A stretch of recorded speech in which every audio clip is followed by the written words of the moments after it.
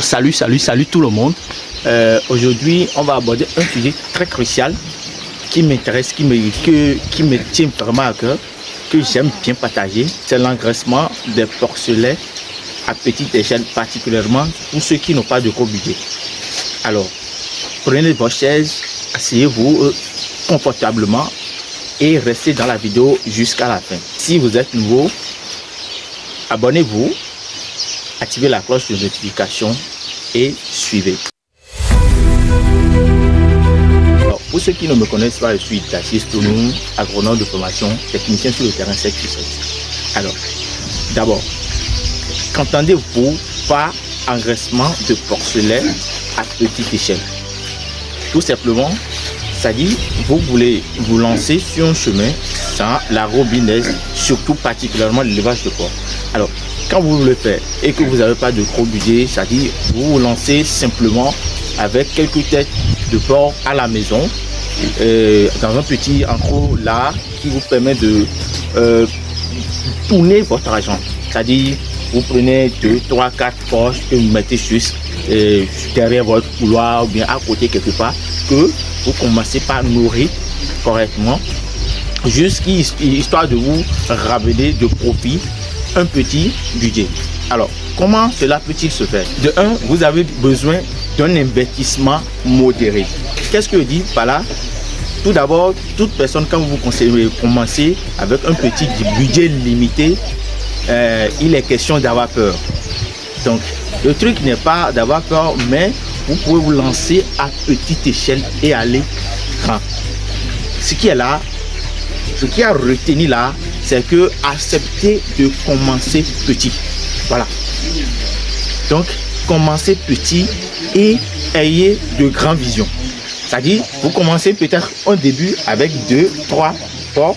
Peut-être vous avez acheté 3, 4 femelles et 3, 4 mâles déjà castrés que vous engraissez sur une petite durée, 3 mois, 4 mois. Je pense que c'est déjà bon. Et pour un début, vous pouvez toutefois vous débrouiller dans l'alimentation et autres. Vous allez chercher de part et d'autre, faire un petit rencard, même si c'est ne pas en matériel définitif, vous pouvez le faire juste avec des bambous que vous prenez pour faire un enclos, histoire de garder les animaux pour qu'ils ne puissent pas aller en divagation. De deux, il y a l'autonomie alimentaire. Qu'est-ce que je dis par là?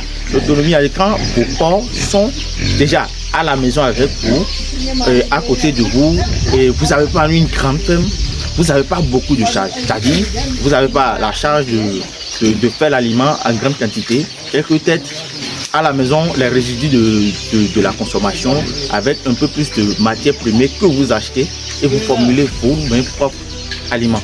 Vous voyez? Et sur ce plan, je pense que l'autonomie de l'aliment va être un peu plus réduite. Vous voyez? Ouais. L'autonomie de l'aliment va être un peu plus réduite. Donc, sur ce pas, donc vous allez pas à pas. Donc, vous pouvez prendre des déchets de brasserie, l'écorce de, comment dirais-je, de soja, ça y est, du tofu. C'est-à-dire, quand je vais m'expliquer en termes clairs, après la fabrication du format de soja, les résidus qui restent, le son ou bien la tresse de ça, vous prenez cela, vous pouvez les nourrir avec un peu plus de palmiste, un peu de soja, des résidus de maison que vous les servez et vous prenez le temps d'observer. Sur ce plan aussi, vous n'avez pas un personnel à payer pour le faire. Cela, l'avantage qu'il y a encore dans ça, si c'est pour la consommation interne, vous consommez déjà une viande de qualité, très saine, sans additifs, sans produits chimiques et autres, c'est très saine. Voilà. Donc, dans l'improvisation vers la fin, je vais vous donner la technique pour rentabiliser plus au moment de la vente. De 3, on a l'éducation et l'expérience. Quand vous commencez l'élevage à petite échelle avec 2 ou 3 sujets, ça vous permet en question d'apprendre de ces sujets, d'apprendre des idées de base et autres. C'est-à-dire, quand vous commencez, vous allez prendre le temps de les observer, de voir comment vos animaux fonctionnent, comment ils réagissent. Et en faisant tout cela, vous faisiez un peu plus de formation, mais la pratique, vous le faites chez vous-même. Vous voyez? Donc, tout ça là vous permet à l'avenir de savoir comment vous pouvez élargir votre domaine d'activité, votre projet à l'avenir, tout en sachant les difficultés du domaine. Voilà.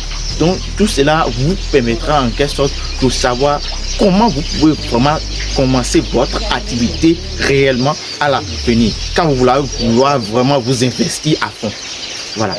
Donc comme improvisation, comme je le disais vers la fin, c'est du côté de la commercialisation. Si vos sujets arrivent à la maturité, genre déjà à votre temps d'encaissement fini, quand vous allez vouloir vendre, quand vous commencez à petite échelle.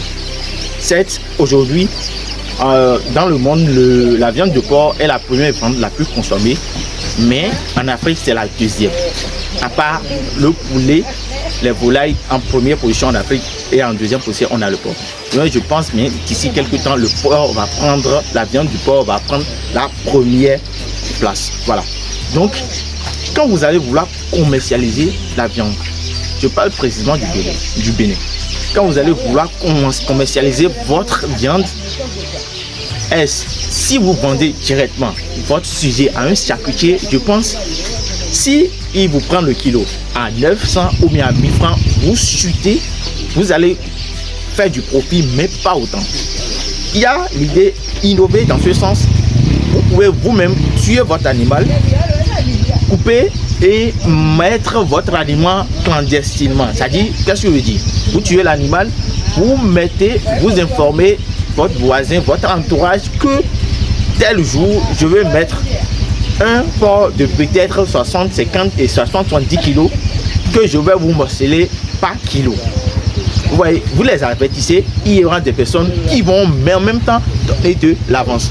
Et vous précisez, et ce jour, quand vous faites le sujet, vous sortez le porc, je vous parie que quand vous allez faire sortir un porc de 70 kg, après abattage, ça vous revient peut-être à 55 kg quand vous allez le mettre et vendre le kilo, ne serait-ce même à 2000 francs, je pense que vous allez toucher au moins entre 100 et 110 000 de bénéfices.